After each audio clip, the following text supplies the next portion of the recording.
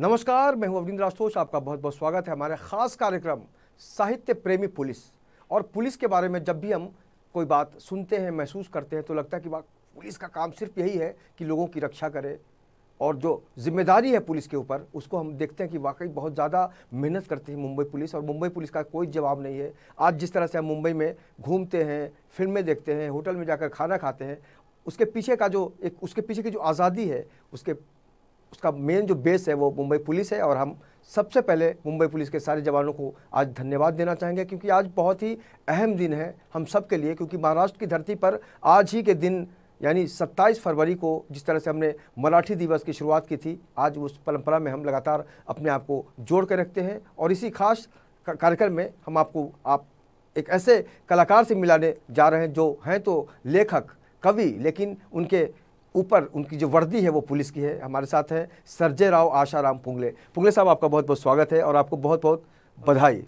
Thank you sir. आज का जो दिन है मराठी दिवस है, पूरी दुनिया में मनाया जा रहा है। खासकर अगर हम गोवा की बात करें, महाराष्ट्र की बात करें, यहाँ पर तो होता ही है, लेकिन पूरी दुनिया में मराठी भाषी जहाँ जहाँ भी लोग हैं, आज का जो दिन है वो बहुत इंपॉर्टेंट है। आप कैसे देखते हैं इस दिन को? मराठी भाषा दिन 27 फरवरी, यह कुसुमाग्रज इनकी जन्मतिथि है जी। ये जो बहुत बड़े लेखक थे, इन्होंने मराठी साहित्य के लिए बहुत अपना योगदान दिया है। मेरी कल की छुट्टी थी, मगर मैंने इस मराठी भाषा दिन के लिए वो कल की छुट्टी मैंने काम पे गया और आज मैं आपके पास आया हूँ। ये मराठी की चाहत, इसलिए मैं आया हूँ इधर। जी, सबसे पहले हम चाहेंगे कि आपने जिस तरह से मराठी को प्यार किया है, मराठी भाषा में आपने कविताएं लिखी हैं, लेख लिखे हैं, कष्टाची भाकरी, या फिर हम स्वप्न पूर्ति की बात करते हैं, तो कोई हम चाहेंगे कि आज के इस विशेष अवसर पर कोई कविता आप सुनाना चाहें तो ज़रूर सुनाएं। बराबर सर। मैं 9वीं कक्षा में से ही कविता कथाएं थोड़ा लिखता रहता हूँ। 9वीं कक्षा में था, मैंने तब पहली कविता लिखी थी भविष्य नाम की। तो वो भविष्य नाम की कविता आपको सुनाता हूँ। अच्छा, ये बताइए कि उस समय ऐसा माहौल था आपके घर में कि जहाँ पर लिखने पढ़ने की बात होती थी, साहित्य की बात होती थी, या फिर आपको खुद ख्याल आया कि हमें कुछ लिखना चाहिए? मैं सर ऐसे घर से आया हूँ, ना कोई पढ़ा लिखा है, ना मेरी कंडीशन पहले बहुत ही ख़राब थी। अभी मैं पुलिस में आया है तो बहुत अच्छी तरीके से स्टैंड हो गया हूँ। पहले तो खाने के वांदे थे, ऐसा बोलते हैं मराठी में, खाने के वांदे थे, ऐसा हमारी कंडीशन थी। 9वीं कक्षा में था तो तब से मेरी जो परिस्थिति थी, वो परिस्थिति को लेकर मैंने दिल में बहुत दर्द हो गया। पूरा जो निचोड़ होता है वो आया है आपकी पुस्तक में, कष्टाची भाकरी। कष्टाची भाकरी। एक इन्होंने किताब लिखी है जिसमें इन्होंने अपनी आत्मकथा को एक नया आयाम देने की कोशिश की है कि एक इंसान की ज़िंदगी में किस तरह से संघर्ष और जुनून होता है आगे बढ़ने का, कुछ कर गुजरने का, लेकिन उसके अंदर जो सबसे बड़ा आयाम होता है वो सच का होता है। और सच का जिस तरह से पुंगले साहब ने सच को बखान किया है, उसको कहीं ना कहीं से लेकर हम कह सकते हैं कि एक पूरा समाज उससे प्रेरणा लेगा। तो हम चाहेंगे कि एक कविता हो जाए पहले, फिर हम आगे बात करेंगे। मैंने जो भी कविताएं, लेख, जो कुछ लिखा है, नाटिका वगैरह, वो सब मराठी भाषा में लिखा है। तो मैं एक कविता सुनाता हूँ आपको जी। कविता का नाम है भविष्य। भविष्य कसले हातरधंदा, भविष्य कसले हातरधंदा, पोपट पोटासाठी बोलतोय र, मुक्या प्राण्याच्या हातून मानव बघा कसा विकतोय र। वाह वाह। निंदा कुणाची, स्थिती कुणाची, निंदा कुणाची, स्तुती कुणाची, हे त्याला काय माहित र, घासभर अन्न पाण्यासाठी मालक त्याला नाचवी र। वाह वाह। भविष्याच्या नावावर बघा कशी लुटालूट चालली र, भविष्याच्या नावावर बघा कशी लुटालूट चालली र, मानवतेला काळीमा फासेल अशी भविष्य कळली र, अशी भविष्य कळली र। पोपट आणि त्या मालकाचे भविष्य कुणास माहित र, सांगत बसती दुसऱ्याचे, स्वतःची नसती माहित र, स्वतःची नसती माहित र। ही भविष्य नावाची कविता, मला असं वाटलं की जो भविष्य पाहणार आहे तो स्वतःची भविष्य सांगत नाहीये, तो दुसऱ्याची भविष्य सांगतो, पण तो देखील आपल्या स्वतःच्या पोटासाठी करतो। तो जो पोपट असतो, तो पोपट देखील स्वतःला अन्न मिळावं, चारा मिळावा म्हणून त्या मालकाची बोली तो बोलत असतो। म्हणजे हे सगळं काही पोटासाठी चाललंय। हे भविष्य वगैरे मला तर कुठल्या गोष्टीवर माझा विश्वास नाही आहे। ये बताइए कि आपको जब लगा कि कुछ करना है अपनी ज़िंदगी के लिए, जैसा कि आपने कहा कि वैसा कोई माहौल नहीं था, तो पुलिस वाला डिपार्टमेंट ही क्यों चुना आपने? क्या आपको अंदर जज्बा था कि पुलिस बनना है, या फिर कुछ और किसी और फील्ड में भी जाना चाहते थे आप? सर पहले मैं स्कूल में था, जिस स्कूल में मैं पढ़ा हूँ उसी स्कूल में मैं काम भी किया है उस स्कूल का जी।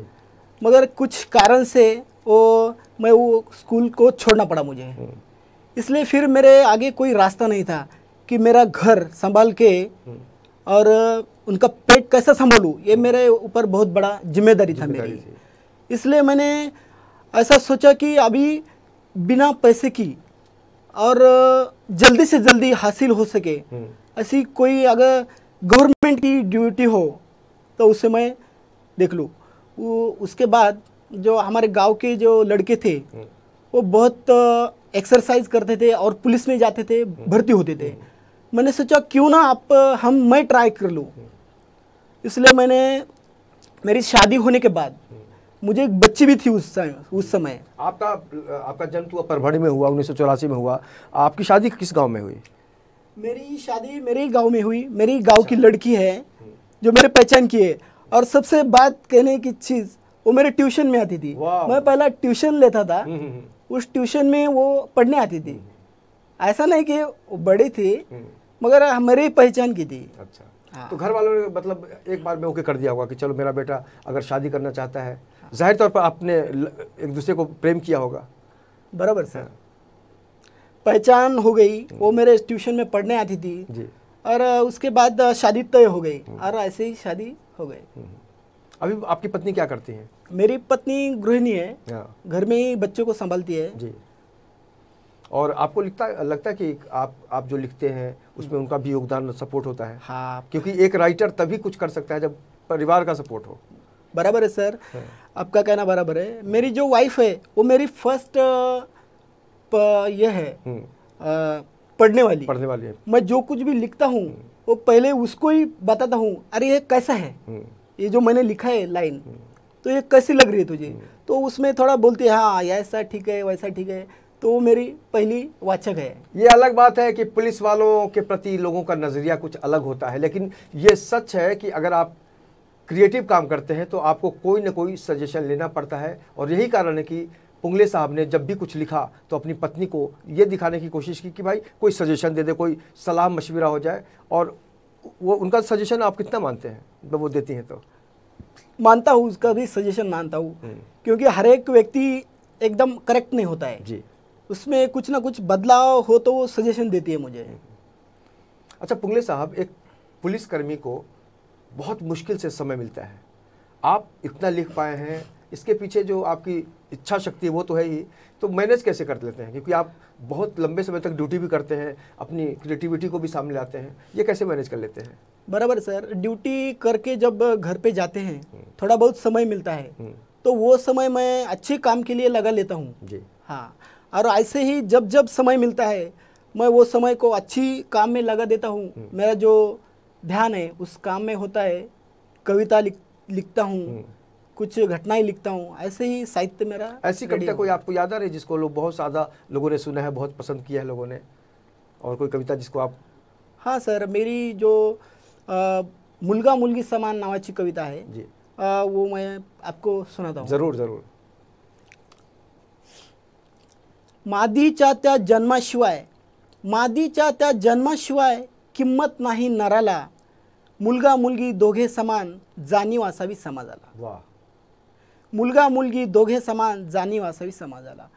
मुलगा पाहिजे मुलगी नको, मुलगा पाहिजे मुलगी नको, विचार हा बदला, देवाचीच लेकरं ती मग, करता भेदभाव कशाला, करता भेदभाव कशाला। आई जन्माची शिल्पकार होती पत्नीचेही उपकार, आई जन्माची शिल्पकार होती पत्नीचेही उपकार, मुलगी जन्म म्हणजे तर आहे देवीचा साक्षात्कार, आहे देवीचा साक्षात्कार। जर मुलगा असेल राम तर मुलगी आहे सीता, काही भेदभाव न करता त्यांना फुलासारखं जपा, त्यांना फुलासारखं जपा। ज्योतिबांची ज्योत सावित्री, शुभांची आई ती जिजाई, वारसा आहे रणरागिणींचा, मुली काही कमी नाहीत, मुली काही कमी नाहीत। पाऊल पुढे मागे होताना पाऊल पुढे मागे होताना त्यांना अवमान वाटत नाही, त्यांना अवमान वाटत नाही. मुलगा मुलगी दोघे समान, ही जाणीव असावी समाजाला, जाणीव असावी समाजाला. और मुंबई पुलिस के अंदर इस तरह के बहुत ही कम लोग होते हैं जो बहुत ज़्यादा साहित्य प्रेमी होते हैं और जो अपनी भावनाओं का इजहार कर पाते हैं. शब्दों की दुनिया अलग होती है और उसमें जब भाव का मिश्रण होता है तो कुल मिलाकर आपकी जो सोच है वो पन्नों पर आ जाती है और वही सुर्खियां बनती है. लेकिन लगातार जिस तरह से पुंगले साहब ने कविता हो या नाट्य हो या फिर लेख हो, उसमें इनकी वेदना झलकती है और वेदना का मतलब भी होता है कि आप आज भी ज़मीन से जुड़े हुए हैं. आपको लगता है कि आप बिल्कुल बदले नहीं, आज उसी भावना से काम कर रहे हैं? मैं अभी तक तो बदला नहीं हूँ. मैं जैसे गांव से आया हूँ वैसे ही इधर मुंबई में अपनी काम ईमानदारी से करता हूँ और पुलिस का नाम थोड़ा बढ़ाने का मेरा ये तो है ही. और फिल्मों में जो हम पुलिस की छवि देखते हैं, रियल लाइफ में और फिल्मी पुलिस में आप कितना अंतर पाते हैं? सर रियल लाइफ तो बहुत हार्ड है पुलिस की. फिल्मों में दिखाया जाता है कि पुलिस घटना होने के बाद पहुंचती है, मगर ऐसा होता है जब हमको कॉल आता है तो वो कॉल हमें डायरेक्टली नहीं आता है सर जी. वो पहला कंट्रोल रूम में जाता है, उसके बाद जो ईस्ट वेस्ट नॉर्थ है उसमें आता है, उसके बाद वो पुलिस स्टेशन के ऑपरेटर को आता है और उसके बाद जो पुलिसकर्मी काम करता है फील्ड में जो एरिया में उसको कॉल वो पहुंचता है और उसके बाद वो वहाँ घटनास्थल जाता है. तो पुलिस सोचती है अरे इतना वक्त कैसे लग गया पुलिस को, ये घटना तो हो चुकी है. मगर इस तरीके से हमारा ये चलता है, एक सिस्टम बना हुआ है, सिस्टम. उसके तहत आप जा पाते हैं. कभी आपको लगता है कि वाकई आपने ऐसा कुछ किया है जिससे आपको अपने ऊपर गर्व होता है कि हमने जो वर्दी पहनी है इसने अपनी अलग भूमिका निभाई है? क्योंकि वर्दी का एक महत्व होता है और जब भी हम वर्दी को देखते हैं तो मन में एक सम्मान आता है. हाँ सर, मैं अभी सांता क्रूज पुलिस स्टेशन में हूँ. तो एक घटना ऐसी हो गई थी कि एक घर में आग लगी थी जी. आग लगी थी, उसके बाजू में एक मेडिकल था Santa cruise Vile Parle station पे. तो वहाँ पे सिलेंडर थे, घर में बहुत सारे सिलेंडर थे. मैं बिट मार्शल पे था, गाड़ी पे था, मुझे कॉल आ गया. कॉल आने के बाद मैं तुरंत वो घटनास्थल पे गया. बहुत भीड़ थी, लोगों की बहुत भीड़ थी. तब मैंने फायर ब्रिगेड को कॉल किया, हमारे सीनियर ऑफिसर को कॉल किया. सीनियर ऑफिसर आने तक और फायर ब्रिगेड आने तक मैंने कुछ लोगों की मदद से वो जो घर था, वो घर में से जो सिलेंडर थे वो सिलेंडर बाहर करने की कोशिश की. बहुत सारे, एक घर में 2-2, 3-3 सिलेंडर थे, वो पूरे बाहर लाने की कोशिश की. छोटे बच्चे थे, उनको दूर हटा के, लेडीज़ को दूर हटा के ऐसे मैंने हेल्प किया. तो मुझे बहुत गर्व होता है कि मैं अगर पब्लिक होता तो मैं उधर ही देखता था कि कैसा क्या हो रहा है. मगर मेरे आंख पे जो वर्दी थी, इस वर्दी के कारण मुझ जो डर था वो डर निकल गया और मैं पहला वहाँ पहुँच गया और वो कार्य किया मैंने. तो बिल्कुल यही एक नायक का काम होता है, यही एक हीरो का काम होता है, क्योंकि एक जिम्मेदारी के अलावा आप अगर कुछ एक्स्ट्रा करना चाहते हैं तो कुल मिला के खुशबू आती है उसके अंदर से अपनेपन की. और जिस तरह से इन्होंने उस घटना को अंजाम दिया कि सबसे पहले उन्होंने सुरक्षा को ध्यान में रखा, फायर ब्रिगेड को बुलाया.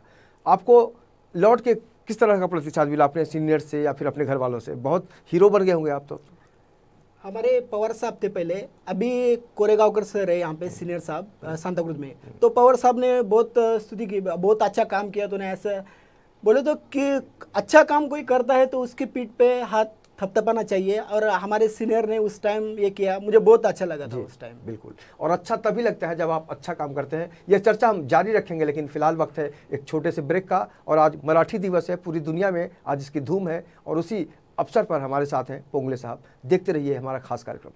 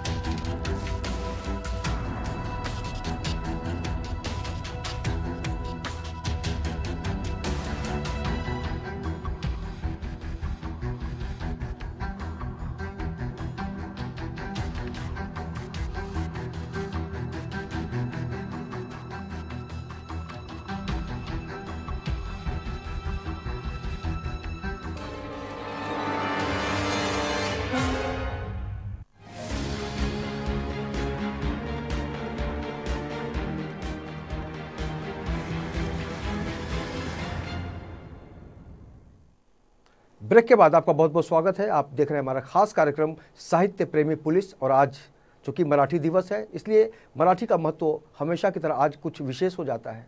सबसे अहम बात है कि एक पुलिसकर्मी जिसके ऊपर सुरक्षा की जिम्मेदारी होती है, पूरे समाज को लेकर चलना होता है, साथ ही साथ अपने वरिष्ठों का भी ख्याल रखना है, अपनों के लिए भी समय निकालना है। उसके बावजूद अगर आप साहित्य के लिए वक्त निकालते हैं तो ये बहुत ही बड़ी बात है। और उसके ख़ास बहुत ही अच्छे तरीके से लगातार लिखने का काम करते हैं। जब भी समय मिलता है अपनी भावनाओं का इजहार करते हैं। हमारे साथ पुंगले साहब हैं जो शांतागंज पुलिस स्टेशन में लगातार सक्रिय रहते हैं। आज मराठी दिवस की एक बार फिर से ब्रेक के बाद आपको शुभकामनाएं। आज हमारे देश में एक नया जोश देखने को मिल रहा है कि अभी पाकिस्तान पर जिस तरह से हमने हमला किया है, तो इस तरह की जब घटनाएं घटती हैं तो मन में क्या चलता है आपको? पाकिस्तान ने जो हमारे देश में काम किया है वो बहुत ही बेकार काम है। तो मैं ऐसा बोलूँगा, इसके ऊपर एक शेर हो जाए। हाँ सर।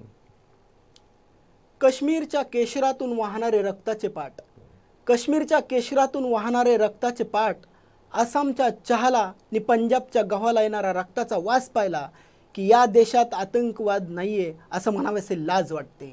या पाकिस्तानाला धडा शिकवलाच पाहिजे आपण। बिल्कुल।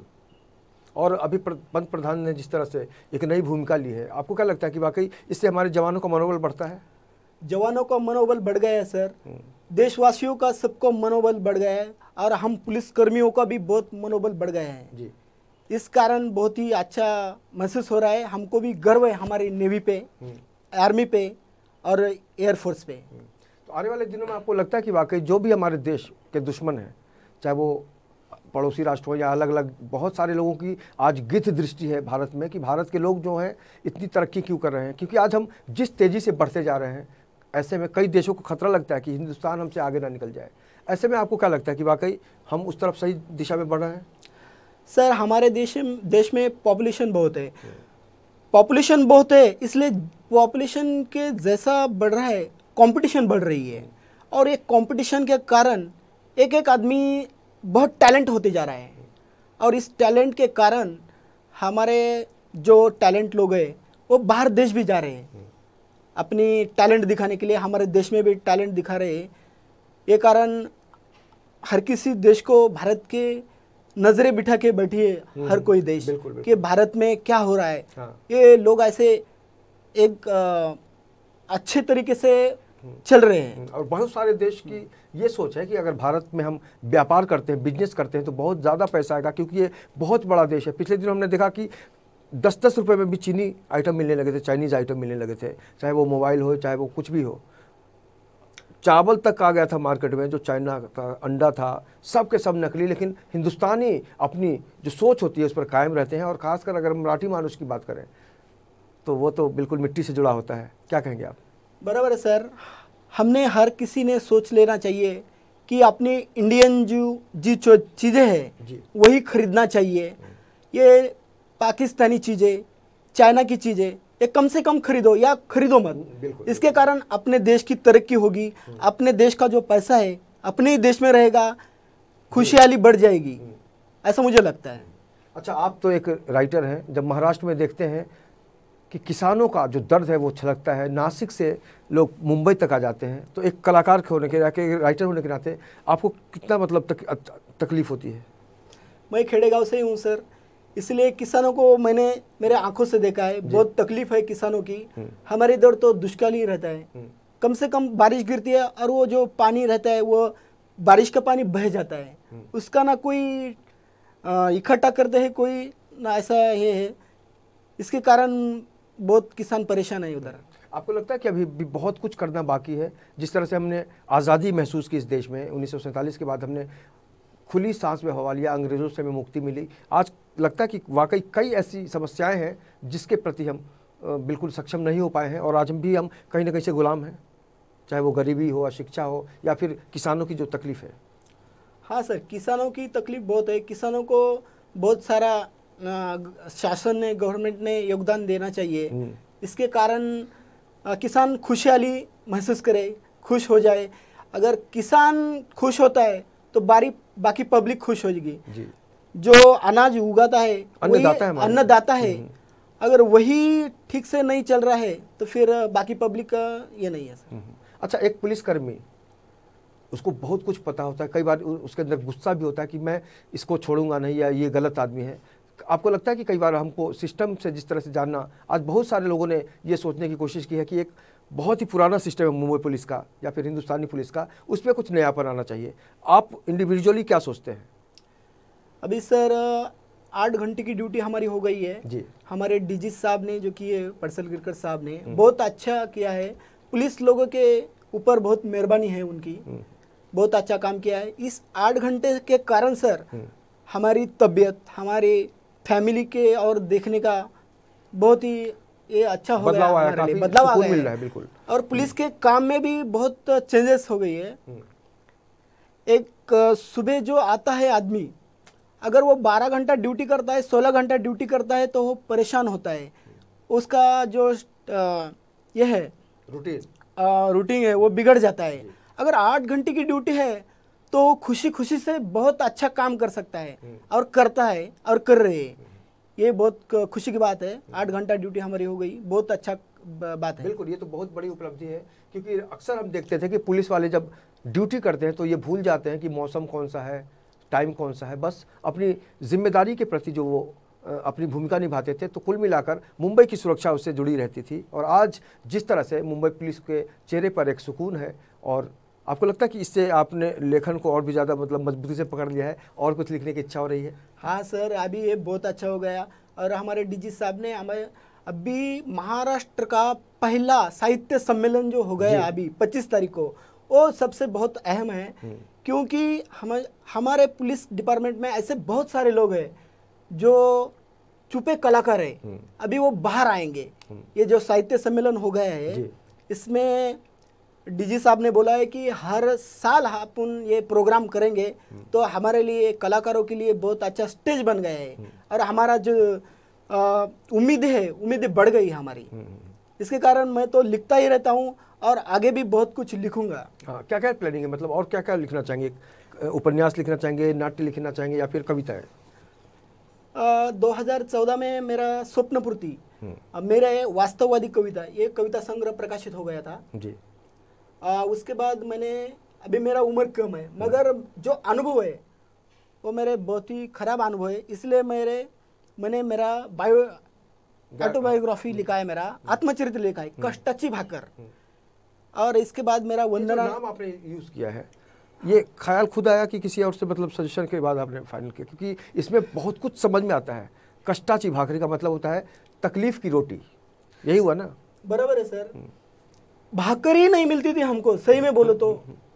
मेरी जो माँ है, मेरी आई, वो दूसरे के घर काम करती थी, भांडे बर्तन करती थी, और उसके बाद वहाँ से कुछ खाना आता था जो बचा कुचा, वो हम लोग खाते थे। और इससे बहुत ही मैं जैसा जैसा उम्र जा रही थी, मेरी आगे बढ़ रही थी, तो मुझे बहुत ही तकलीफ हो रही थी कि देखो खाने के लिए रोटी नहीं है। तो फिर उसमें मैंने ये किया है कि कुछ ना कुछ तो ये है, परिस्थिति के कारण मैं लिखना शुरू हो गया। मैं ऐसे कोई कवि नहीं था, लेखक नहीं था, परिस्थिति के ऊपर मैंने आने लगी, खुद ब खुद लिखना चालू। हाँ सर, खुद ब खुद तो लाइन आने लगी मेरे को। तो भाकर मिलने के लिए कितना कष्ट करना पड़ता है, तो वो इसलिए मैंने कष्ट की भाकर, ये मेरी ऑटोबायोग्राफी कष्टाची भाकर नावाचे आत्मचरित्र। और इसके बाद वंदना नाम का मेरा एक 5 क्राइम स्टोरीज, ये मेरा बुक है, अभी वो आने वाला है सर। Very good. उसमें मतलब अपने अनुभवों को आप उसमें जाहिर करेंगे ना? हाँ, ये जो देखा, जो महसूस किया, यही होगा उसमें। मैं जो लिखता हूँ सर, उसमें सच्चाई ज़्यादा होती है, कम से कम बनावटीपन रहता है। आपकी ज़िंदगी पर अगर फिल्म बने तो आपको कैसा लगेगा? सर मुझे बहुत ही अच्छा लगेगा। कौन हीरो उसमें अच्छा लगेगा स्क्रीन पे देखना? वो जो फैंड्री पिक्चर में जो लड़का है ना, मेरे जैसा काला जी, वो अगर मेरे बचपन का ट्रायल करता है तो बड़प्पन का मैं ट्रायल करने के लिए बहुत उतावला हूँ। मुझे ऐसा लगता है कि मेरे ऊपर कुछ ना कुछ पिक्चर बननी चाहिए। तो वाकई पिक्चर उसी पर बनती है जिसके अंदर टैलेंट होता है, संभावनाएं होती हैं और एक जज्बा होता है कुछ कर गुजरने का। और जिस तरह से सर्जे राव आशाराम पुंगले ने अपनी यात्रा को एक नया स्वरूप दिया है, एक नई सोच दी है। ऐसे में कहा जा सकता है कि कष्टाची भाकरी यानी तकलीफ की रोटी खाकर भी आप अपनी बुलंदी को महसूस कर सकते हैं और दुनिया को बता सकते हैं कि आपके अंदर अगर प्रतिभा है तो उसकी जो तेज़ है, उसकी जो रोशनी है वो पूरी दुनिया तक पहुंची जाती है। आपने जिस तरह से समय निकाला, आपको बहुत बहुत शुक्रिया और हम शुभकामनाएं देंगे कि आने वाले दिनों में भी आप लगातार अपनी कलम को चलाते रहिए और इस वर्दी के तहत अपनी खूबसूरती को बरकरार रखिए। तो इस खास पेशकश में इतना ही। बाकी की खबरों के लिए आप देखते रहिए इन 24 न्यूज़ और एक बार तमाम दर्शकों को मराठी दिवस की बहुत बहुत शुभकामनाएं।